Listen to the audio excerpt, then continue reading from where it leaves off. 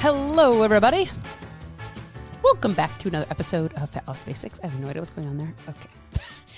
Alrighty. I hope you guys are having a great week so far. Hopefully, happy Easter to those of you that celebrated. Hopefully, you guys are feeling good about your weekend. I know that my little April accountability thing that I'm doing is going well, so I'm kind of excited about that. I did not overly stress about not getting in 10,000 steps yesterday. I did not overly stress about not tracking all of my food. I tracked all the way up until I went to dinner at my sister's house, so that was good. And I'm going to be okay with that. It's not a big deal to me. It is not the end of the world. Outside of that, I did everything I was supposed to do, got my water in. Saturday, I tracked everything I eat, even pizza rolls that I ended up eating later in the evening. So proud of myself for that. Go team, go team, go team. Okay. So let's chitty chat about some calorie deficit myths. And I think that these need to be talked about because I continuously see shit all over the interwebs. You know, people talking about being in a 500 to 700 calorie deficit and they just don't know why they can't make it till Monday and all this stuff. And it's like, okay, let's talk about some overarching themes, myths, or things that I consistently see from women for this. So, something that I want to address is the amount of misinformation that's out there. And we have to be really careful about who we're listening to, about what groups and who the people are in the groups. I see all of the time misinformation given in Facebook groups. It's disgusting. And it's how women stay stuck because we're taking advice from people who are like, go keto. I intermittent fast. I just take a GLP-1. I just do this. I don't do that. I'm in a 1,700 calorie deficit. I work out 42 times a week. Like it's keeping women stuck, genuinely stuck in a cycle of, too much restriction, feeling like shit, quitting, and then you blame yourself is what ends up happening. And we just need to move on from this. So let's talk about some of these things. Okay. The first myth we are doing here is that you should be losing 1 to 2 pounds a week. Now, that's not necessarily unrealistic, especially depending upon how much weight you have to lose. And that's really where I base how much weight loss you should be getting per, let's say, week or overall for the month. You've heard me talk about my one client that was stuck. Well, maybe you didn't hear about her, but you should have. And if you go back and you listen to the episode of like the plateau that almost made my client quit, I talk about her specifically in this. And then what we did was increased her carbs and bam, now we have this dramatic weight loss. Well, guess what's happening right now is we're kind of hanging out again. And I would say over the course of the last 4 to 7 days, we're just kind of fluctuating between a couple of different numbers. Now, again, we've had some holidays. We've had some, different things that have thrown us a little bit of a loop, which is not the end of the world. It's not like she's jumped up 10 pounds in the last week, but she was going to a place where she was hitting a low, hitting a low, hitting a low, hitting a low. Well, guess what? Eventually your body's going to be like, oh, hang on a second here. Let's level out a little bit here. And so she, is leveling out for a second. Guess what's going to happen again? Everything will line up. She stays consistent and she's going to get the whoosh and she's going to get the drop, right? But she has, I would say, X amount of pounds to lose. When I was starting out, and I'm not going to tell you, but because I'll just use myself as an example. When I was starting, I minimally had 80 pounds. I probably could have gone another 10 pounds down, before I hired a coach. And now I'm, working through that again. But, so I had about 80 pounds. So sometimes I would lose 1 to 2 pounds a week and that would be normal. But I would say that, for the most part, everybody is like, oh, you should be losing up to 2 pounds a week. You can lose up to 2 pounds a week, but oftentimes that's not very sustainable. You're talking 8 to 10 pounds a month. That's a lot. That's a lot, right? And why I like to look at it is averaging, right? So you might lose 3 pounds in a week, but then nothing happens for 2 weeks and you're going, oh my God, what just happened? I just had this dramatic weight loss and now I'm losing nothing, right? And that's kind of what's happened to my client where she's like had this like really nice just new low, new low, new low, new low. And now she's kind of leveling a little bit. But you have to remember that your weight is consistently affected by water retention, hormones, sodium, food volume, stress, sleep, where you're at in your cycle, and all these things, if you're still cycling, and all of those things. And even if you're not cycling, your hormones are still going to be affected by that. But when you are expecting 1 to 2 pounds every single week, and that doesn't happen, you think that you're failing. You think there's something wrong with you. You think that you are broken. You think that, oh my gosh, I have to drop my calories again, or I have to do this harder. I have to diet harder, work out harder, right? And then that creates this cycle that you stay stuck in. And the problem isn't necessarily you, but your expectation.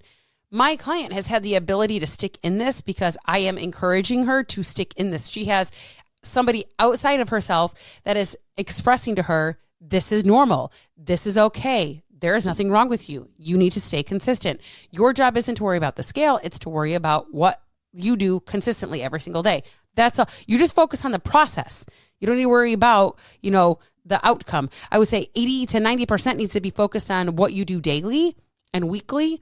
And about 10% needs to be focused on what you're getting out of it, okay? So when we are looking at trends over 4 to 6 weeks, not just daily or weekly even, because sometimes that makes us fucking insane, we have to adjust this expectation. So again, she's at a place where she had like no movement.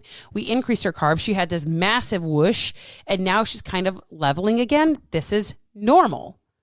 Right? Or I have other clients that literally have nothing.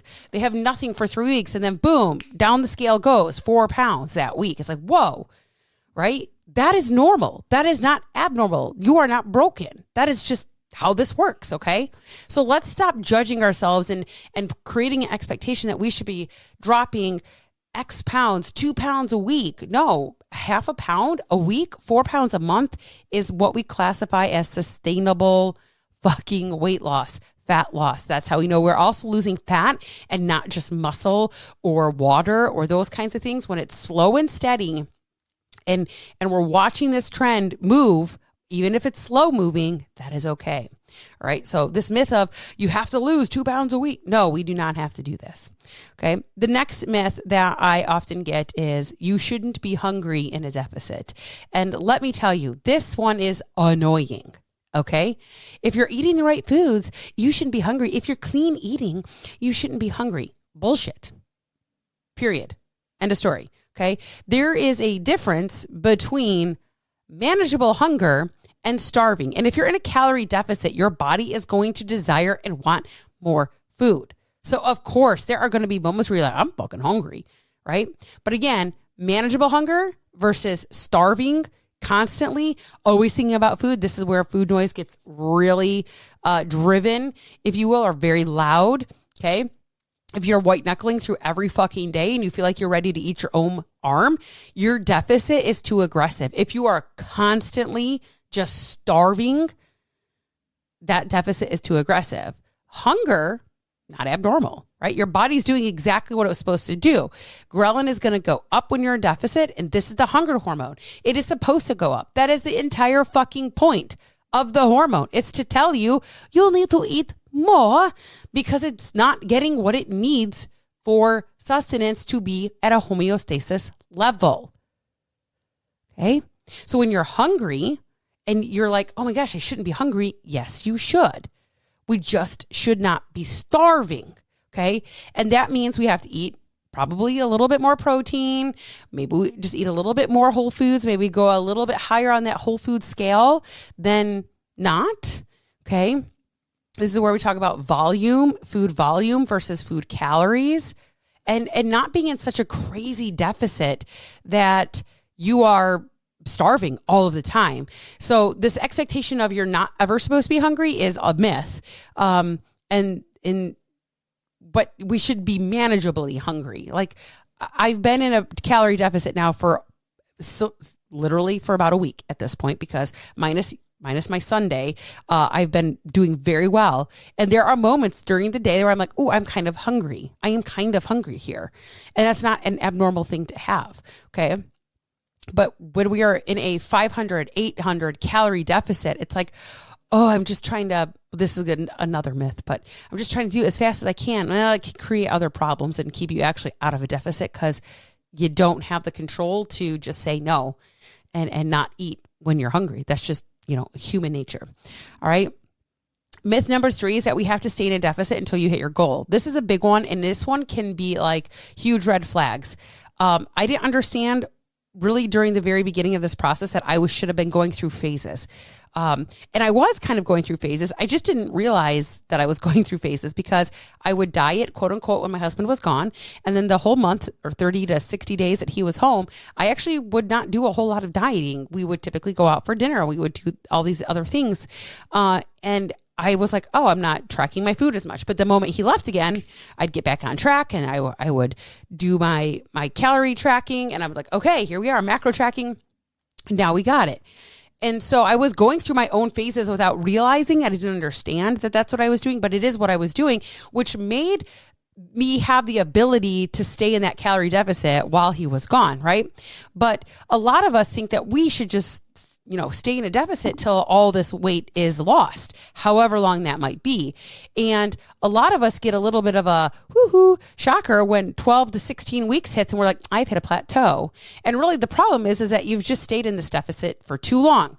Everything is adaptable, right? So we have to remember that your body's going to adapt. Your metabolism is going to adapt. It doesn't slow down. It's not broken. It's doing exactly what it was designed to do. It's trying to conserve energy. And so if you're too long of a deficit, that is what it's going to do. And then most women just are like, oh, I'm in a plateau. I need to cut more. And that's actually not what we need to do. We need to add in some diet breaks and we need to get to a new maintenance level and stay there and hang out and be happy for a little bit and then drop again. Then you go back into the calorie deficit. This is why we have phases in the diet dropout method. We are rotating these phases through and through. Okay. So it's like, okay, you can go into this deficit, then you're going back to a regular maintenance or you're increasing those calories to give yourself a little bit of diet break. Then you can go back into a deficit. That's what I'm doing right now. Had a client, she was in a calorie deficit. We were losing weight. Life became a shithole for her.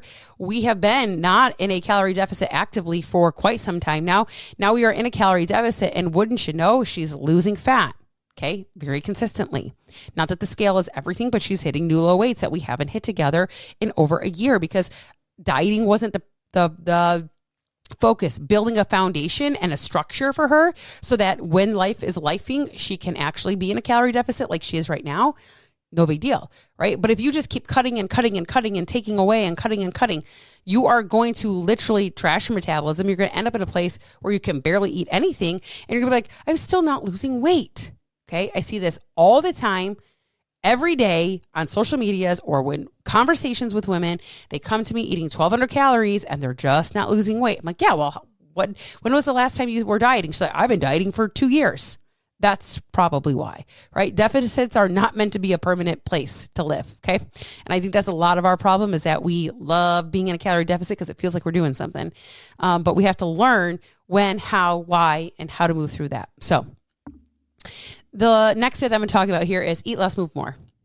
And while there is occasionally some slight validity to this statement, outside of that, it really needs to get put in the trash. Like it's trash day for us. It needs to go in the trash and just boop, right? Yes, technically. That's why I say there's some validity. You have to be in a calorie deficit to lose fat. You cannot change the law of thermodynamics, okay? But eat less and move more is such an oversimplification of what the process actually is that it becomes useless and pointless because you're really just telling people to exercise harder and diet harder. And then that's where you're going to get the result. And the problem is it is not going to work that way. Okay. It does not account for your hunger, cues of understanding those. It doesn't account for how your body responds. It doesn't account for any kind of biofeedback that you're getting. It's just like eat less, move more at any cost, at anything possible. You have to eat less and move more. And that's it. Right. And it doesn't account for the fact that you cannot continuously eat less and move more forever. It's not how that's going to work. So that cannot be the answer to the problem. The answer is that she might need to eat a little bit more. You might need a little bit more in order. It's like, so you heard whether was it the first myth, I think it was we just talked about, maybe, or second one, I don't remember. I increased my client's carbs and she started having a whoosh again. Okay. That's not magic. That's also science. Okay. So we have to be able to understand nuances, and eat less, move more doesn't give any nuance. It's just like, oh, diet harder, workout harder. Well, okay. That doesn't address food quality. It doesn't address protein. It doesn't address sleep and stress and recovery. It doesn't address your intentionality behind your training. It's terrible. And it sets women up to think that if you're not losing weight, just more discipline, more willpower. And that's just not how this works. Okay. I think this is my last one. All right. The last one, this is kind of where I was going to head to. It's kind of like ties into another one, but the bigger the deficit, the faster the results. Okay. And I understand this because you kind of want to hit it and quit it like a one night stand. You want to get in, you want to get out, like in and out, right? You want to lose weight fast. So you're going to cut really hard. You're going to drop yourself down to 1,200 calories. And that's cool. And maybe for the first week or 2 weeks, or even maybe into that third week, it's going to go. It's going to work. The scale's going to drop. And you're just like, yes, this is awesome. And then week 3 and 4 come and you're like, oh my God, you hit a wall like a Mack fucking truck. And you're like, I am starving. I am exhausted. And all I can do is think about food and food noise, food noise, food noise, food noise. And then you can't focus on anything else because all you're doing is consuming yourself with how little food and what food you can eat and how to feel hungry or how to feel full. And you're just starving. And then the weekend comes and you had a bad day, or you got in a fight with your spouse or with your boss or with your kids, or you got a ticket on the way to work because all you're thinking about is food and you ran a red fucking light. You're like, oh my God, I just tell the officer I need more food. Okay.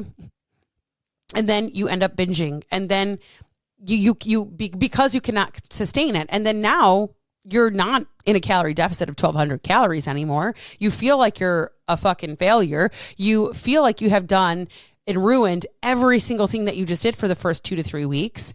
And now it's like, oh, I lost all my progress. Where we have to understand that aggressive deficits can actually backfire. Okay. They trigger that restrict binge cycle. They make us lose muscle because we're losing weight, not fat. Remember how I said a half a pound? That shows us a half a pound to a pound a week is like, that's solid, sustainable fat loss. Like, I love that. Okay. It's not good when we are losing too much too fast and we start losing more, just like the whole GLP-1 conversation that needs to be had. We are losing more than just fat. We end up losing muscle. We end up losing water. We end up losing these kinds of things. Okay. They also dysregulate your hunger hormones. Your cues start to get off because you're like, I'm starving, but I can't eat because I'm not allowed to eat because I'm in a calorie deficit and I just want to be in and out as fast as possible. Okay. So a moderate deficit, I would say anywhere between 200 to 400 calories below what your maintenance is far more sustainable. But Sarah, how do I know what my maintenance is? You need to figure that out by eating at a certain level and seeing what does the scale do for 2 to 4 weeks. What do my measurements do for 2 to 4 weeks? What do my photos look like for 2 to 4 weeks? Is it trending down, trending up, or staying the same? Then you know what you need to do and you know where your maintenance is. If you're trending down, you're in a calorie deficit. If you're trending up, you're in a calorie surplus. And if you're maintaining within 2 to 4 pounds, bingo, bango, you found your maintenance. Okay. But if you continuously try to be in this aggressive cut just to get there as fast as possible, you're going to keep cycling through this pattern. It's going to feel awful and you're going to feel like you're never going to get there. You're going to cut hard. You're going to lose weight. You're not going to be able to sustain it. You're going to binge and you're going to gain it back and you just repeat the cycle. Okay. So what should we do instead? Okay. We should be running a moderate deficit, 200 to 400 calories. It depends again on what somebody can handle, whether or not I'm going to increase that to a 500 calorie deficit. Most people cannot sustain a 500 calorie deficit. Just going to be honest. If your maintenance is 2,200 calories and you go down to 1,700 calories, that is going to be very difficult for some people. That is, and you're like, oh my God, 1,700 calories at a deficit. Yeah, that's probably what most people actually fucking need. Okay. So there's that. Anyway, you need to be open to accepting the fact that you're going to expect to be hungry at times. This is normal. This is not abnormal. Okay. It doesn't mean that you're doing it wrong, but if you are If you are starving, you're too far. If you are never hungry, there's probably something else going on. Like I could go all day and not eat. That's probably not normal either. Okay. Another thing we need to do is make sure we're tracking trends over 4 to 6 weeks, right? Not just day to day. Okay. It's not going to look good. I look at data points. I look at a week. I look at 2 weeks. I look at 4 weeks. I look at 2 months. Okay. What is happening over the course of all of this time? If you're not tracking data, it's going to be really hard to fucking track your data and see what your trends are doing. Okay. So got to be able to track our data. You also need to be taking diet breaks. So if you've been in a calorie deficit for far too long, 12 to 16 weeks or so, we need to get back to a place that feels really good. We need to let the body recover. We need to let things go back to homeostasis. And then if you have to, you run through another calorie deficit. Nothing wrong with that. There is no finish line. There is no fucking first prize for getting there the fastest. Just fucking do it and do it right once so you don't ever have to fucking do it again. Okay.